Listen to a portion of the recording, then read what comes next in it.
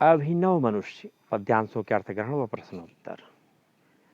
शीश पर आदेश कर अवधारे प्रकृति के बस तत्व करते हैं मनुष्य के कार्य। मानते हैं हुक्म मानव का महावरुणेश और करता शब्दयुग अंबर वहन संदेश। नव्य नर की मुष्टि में विकराल हैं सिमटते जा रहे प्रत्येक क्षण काल। यह मनुष्य जिसका गगन में जा रहा है यान, कांपते जिसके करों का देख कर परमाणु खोल कर अपना हृदय गिर सिंधु भू आकाश। हैं सुना जिसको चुके निज गृहतम इतिहास। खुल गए पर्दे रहा अब क्या यहाँ अज्ञेय, किंतु नर को चाहिए नित विघ्न कुछ दुर्जेय। सोचने को और करने को नया संघर्ष, नव्य जय का चित्र पाने को नया उत्कर्ष। पद्यांश के प्रश्नों के उत्तर दें। कवि को मनुष्य के कार्य कैसे प्रतीत होते हैं? कवि को मनुष्य के कार्यों को देखकर ऐसा प्रतीत होता है जैसे उसने प्रकृति के सभी उपादानों को अपने वश में कर लिया है और सभी उसकी इच्छा अनुसार कार्य कर रहे हों। कब मनुष्य की असीम शक्तियों का वर्णन करने के लिए किन किन उदाहरणों का उल्लेख करता है? कब मनुष्य की असीम शक्तियों का उदाहरण देने के लिए जल देवता का उदाहरण देते हुए कहता है कि जल देवता मनुष्य की मांगों का पालन करते हुए जहाँ जल की आवश्यकता है वहाँ जल की उपस्थित करा देते हैं। जहाँ जल का अथाह भंडार है वहाँ नदियों पर बांध बनाकर सूखे मैदान में सक्षम हैं। इसके अतिरिक्त रेडियो यंत्रों व परमाणु शक्तियों का भी उपयोग उसकी असीम शक्तियों का द्योतक है। प्रस्तुत पद्यांश में मनुष्य की किस प्रवृत्ति को प्रकट किया गया है? प्रस्तुत पद्यांश में मनुष्य के निरंतर कुछ नया प्राप्त करने की इच्छा की प्रवृत्ति को प्रकट किया गया है। कवि कहता है कि आधुनिक मनुष्य अपने लिए ऐसे दुर्गम और कठिन मार्ग तथा बाधाओं को आमंत्रित करता है जिन पर कठिनाई से ही सही किंतु सफलता अवश्य प्राप्त की जा सकती है। प्रस्तुत पद्यांश का केंद्रीय भाव। प्रस्तुत पद्यांश में कवि ने मनुष्य की असीम शक्तियों व निरंतर संघर्ष करते हुए मानव जीवन को सरस एवं सुगम बनाने की इच्छाओं व मानसिकता को उद्घाटित किया है। अपनी इसी इच्छा शक्ति के बल पर उसने विभिन्न प्राकृतिक उपादानों पर नियंत्रण प्राप्त कर लिया है।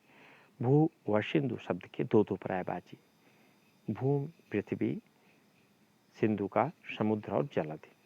यह मनुष्य ब्रह्मांड का सबसे सुरम्य प्रकाश, कुछ छिपा सकते न जिसके भूमि या आकाश। यह मनुष्य जिसकी शिखा उद्दाम कर रहे जिसको चराचर भक्ति युक्त प्रणाम।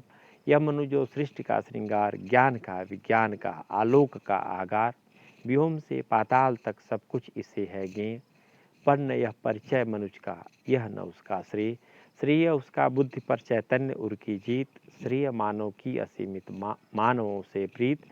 एक नर से दूसरे के बीच का व्यवधान तोड़ दे जो बस वही ज्ञानी वही विद्वान और मानव भी वही। सावधान मनुष्य, यदि विज्ञान है तलवार तो इसे दे फेंक, तेज कर मोह स्मृत तज कर मोह स्मृत के पार। हो चुका है सिद्ध है तू शिशु अभी अज्ञान। फूल कांटों की तुझे कुछ भी नहीं पहचान, खेल सकता तू नहीं ले हाथ में तलवार। काट ले का अंग तीखी है बड़ी यह धार। पद्यांश के प्रश्नों के उत्तर। प्रस्तुत पद्यांश का केंद्रीय भाव। प्रस्तुत पद्यांश में कवि मनुष्य को सृष्टि का सर्वाधिक ज्ञानवान प्राणी स्वीकारते हुए कहता है कि उसने अपनी सामर्थ्य से सृष्टि से संबंधित ज्ञान को प्राप्त किया है, लेकिन मनुष्य को उसके नकारात्मक व विनाशकारी परिणामों पर सचेत रहने के लिए कहता है। कवि के अनुसार कौन सा मनुष्य ज्ञानी है? कवि के अनुसार वही मनुष्य ज्ञानी एवं विद्वान है जो मनुष्यों के बीच में बढ़ती हुई दूरी को मिटा दे। वास्तव में वही मनुष्य श्रेष्ठ है जो स्वयं को एकाकी न समझे अपितु संपूर्ण पृथ्वी को अपना परिवार समझे। मनुष्य को आविष्कारों के प्रति क्यों सचेत रहना चाहिए? कवि के अनुसार मनुष्य द्वारा किए गए आविष्कार तलवार से खेलने के समान है जो मानव समुदाय के हित में नहीं है। मनुष्य द्वारा किए गए आविष्कारों के कारण वातावरण में विनाश की परिस्थितियां उत्पन्न हो गई, अतः उसे अपने आविष्कारों के प्रति सचेत रहना चाहिए। कवि मनुष्य की तुलना अज्ञानी शिशु क्यों करता है? कवि मनुष्य के वैज्ञानिक आविष्कारों के प्रति अत्यधिक मोह व उसके परिणामों के प्रति सचेत न होने के कारण उसे अज्ञानी शिशु कहता है।